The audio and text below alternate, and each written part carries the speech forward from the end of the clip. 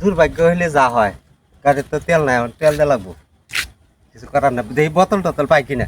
তেল দিমু, আমার গাড়ি আছে, এই যে তেল আছে আমার গাড়িতে, পর্যাপ্ত তেল আছে, আমি দিমু, সমস্যা নাই। এখন যেহেতু বিপদে পড়ছেন, সকালেও দিছি, আবার দিমু, সমস্যা নাই। যে ব্রিজের নিচে কোনো বোতল টোতল পাওয়া যায় নাকি? তাছাড়া তার পথ নাই, এনে তো মানুষজন নেই।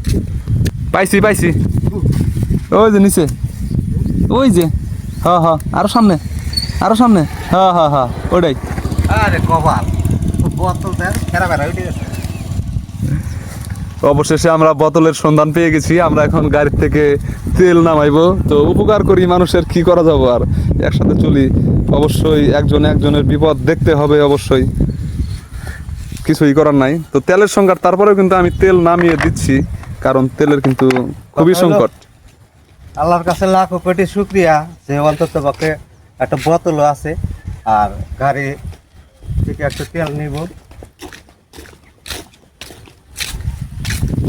এই যে